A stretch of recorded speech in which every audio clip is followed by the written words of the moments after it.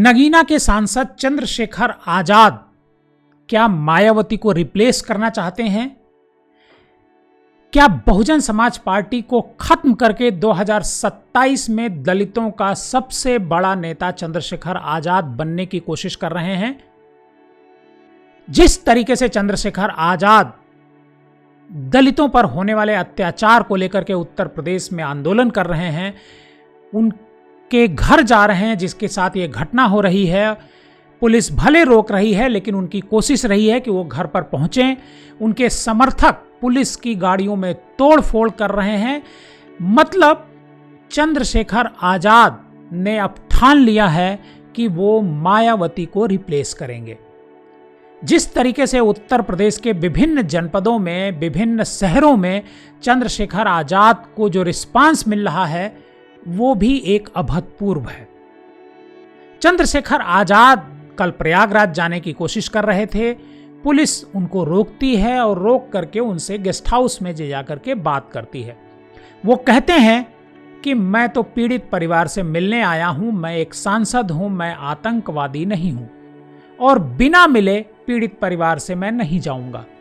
लेकिन पुलिस उन्हें आगे नहीं जाने देती है और इससे नाराज होकर उनके जो समर्थक होते हैं वो तोड़फोड़ करते हैं, पुलिस की कई गाड़ियों में तोड़फोड़ करते हैं, एक तरीके से वहां आंदोलित हो जाते हैं।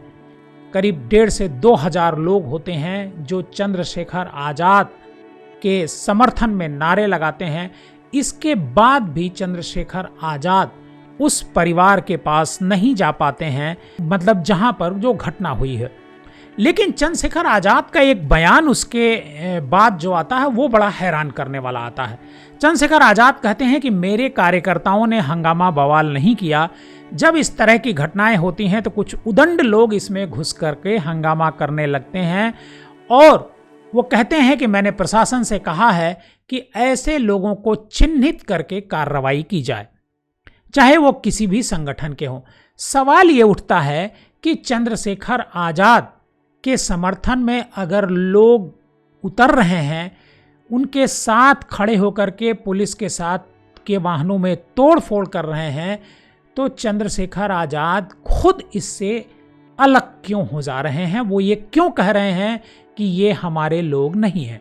सबसे बड़ा सवाल ये है। लेकिन उससे पहले मैं आपको पूरी घटना बताता हूं कि आखिर चंद्रशेखर आजाद जिस घटना में इतना बवाल करते हैं, वहां पीड़ित परिवार के घर जाने की कोशिश करते हैं, वो घटना क्या है।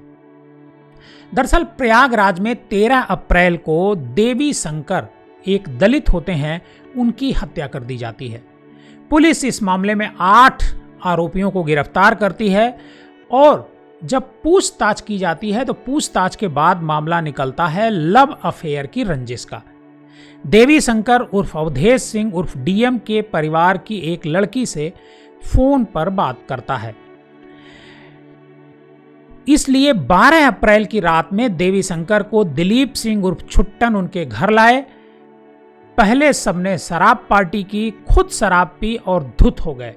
फिर लड़की से बातचीत के मुद्दे पर दोनों के बीच झगड़ा शुरू होता है और यह सब करीब 5 घंटे तक चलता है। इसके बाद जो आरोपी होते हैं वो देवी शंकर को पीट पीट कर मार डालते हैं। फिर लाश के कपड़े उतार कर शराब में भिगो देते हैं। लाश पर यही कपड़े डालकर आग लगा देते हैं। इसके बाद जो 8 आरोपी होते हैं वो भाग निकलते हैं, लेकिन तेज हवाओं से आग बुझ जाती है और लाश पूरी तरीके से जल नहीं पाती है। 13 अप्रैल की सुबह एक अधजली लाश मिलती है। पुलिस जब उसकी पहचान कराती है तो पता चलता है कि ये लाश देवी शंकर की है। इस घटना से देवी शंकर के घर वाले आक्रोशित हो जाते हैं। वो आरोपियों के घर पर तोड़फोड़ करते हैं और बल्कि पोस्टमार्टम के बाद 2 घंटे तक पुलिस को लाश भी नहीं उठाने देते हैं पोस्टमार्टम के लिए। बाद में पोस्टमार्टम के बाद 13 अप्रैल की ही रात पुलिस ने देवी शंकर का जबरन अंतिम संस्कार करवा दिया। इसके बाद लोगों का गुस्सा और बढ़ गया।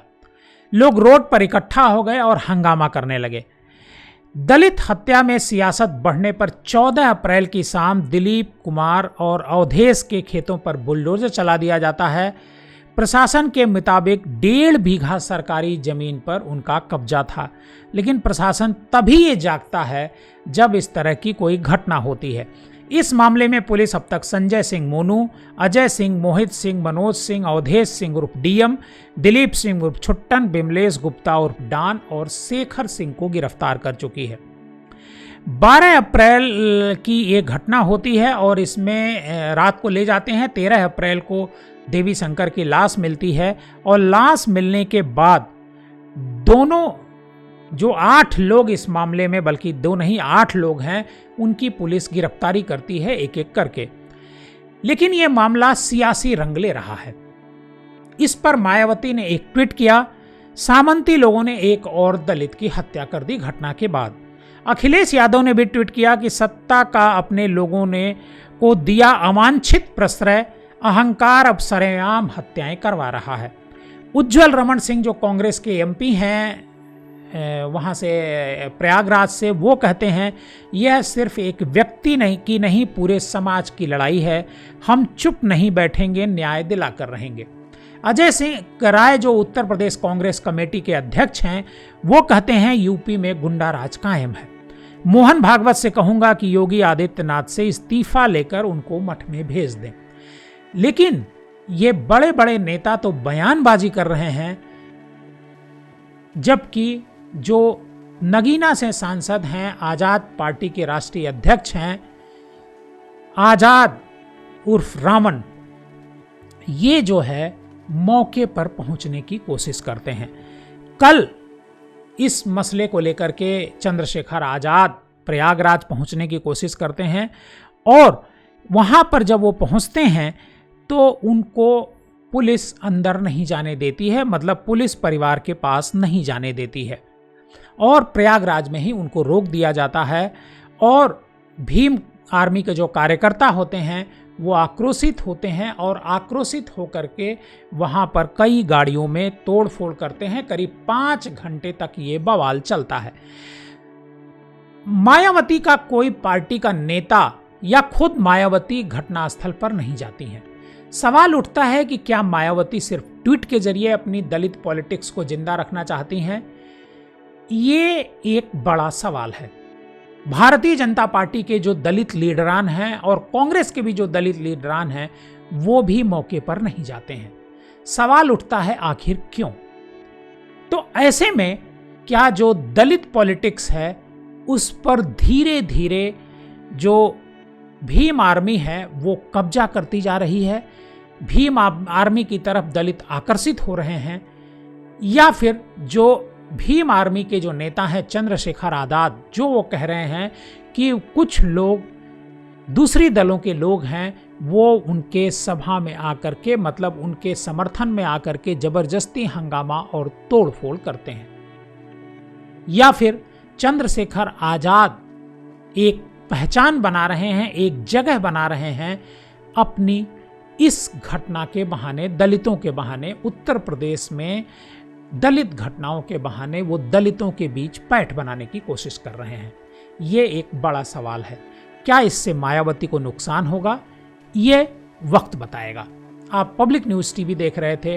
अगर आप हमारे इस चैनल पर नए हैं, पहली बार हमारा ये प्रोग्राम देख रहे हैं, तो हमारे इस चैनल को सब्सक्राइब कीजिए और इस कहानी को ज़्यादा से ज़्यादा लोगों को शेयर कीजिए।